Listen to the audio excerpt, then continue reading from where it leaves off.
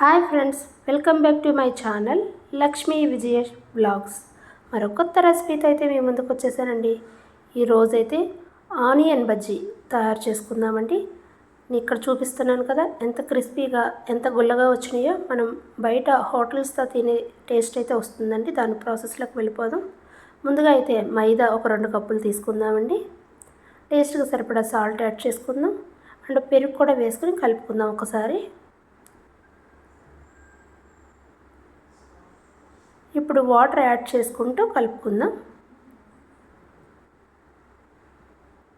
మొత్తం కలవాలి అంటే మనం చేయి పెట్టి కలుపుకుంటేనే మంచిగా వస్తుంది. మీకు చూపిస్తుంది బియ్యం పిండి.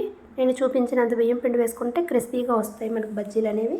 నేను ఇక్కడ చూపించాను కదా, ఆనియన్స్ అండ్ పచ్చిమిర్చి, కరివేపాకు, ఇది బేకింగ్ సోడా అండి. ఇది కూడా వేసి ఒకసారి కలిసే విధంగా కలుపుకుందాం. ఇక్కడ మీకు చూపిస్తున్న థిక్నెస్ వస్తే సరిపోతుందండి. ఇప్పుడైతే డీప్ ఫ్రైకి సరిపడా ఆయిల్ వేసుకుని, ఆయిల్ మరిగిన తర్వాత ఒక 2 గరిటెల ఆయిల్ అయితే ఈ పిండిలో యాడ్ చేసుకోవాలి. అప్పుడే మనకి బజ్జీలు అనేవి గుల్లగా వస్తాయి. ఇప్పుడు మనం ఆ బజ్జీ పిండిని చిన్న చిన్న బజ్జీల కింద వేసేసుకోవాలండి.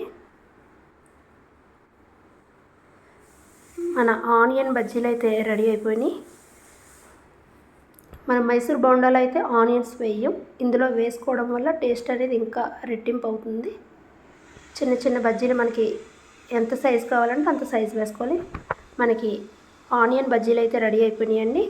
ఇవి తీసేసుకుందాం. ఇప్పుడు మనం దీంట్లో చట్నీ ప్రిపేర్ చేసుకుందాం. నేను చట్నీ అయితే పల్లీల చట్నీ చేస్తున్నాను. పల్లీలు, పచ్చిమిర్చి, మినప్పప్పు, ఆవాలు, జీలకర్ర వేసుకుని ఫ్రై చేసుకున్నాను. దాన్ని మిక్సీ పట్టేసుకుందాం. కొంచెం చింతపండు యాడ్ చేసుకుని కళ్ళుప్పు వేసుకుని మిక్సీ పట్టుకుందాం. అలాగే కొబ్బరి కూడా ఒక 2 స్పూన్లు కొబ్బరి వేసాను నేను. ఈ ఆనియన్ బజ్జీలోకి కొబ్బరి చట్నీ కాంబినేషన్ చాలా బాగుంటుందండి. మీరు కూడా ట్రై చేయండి.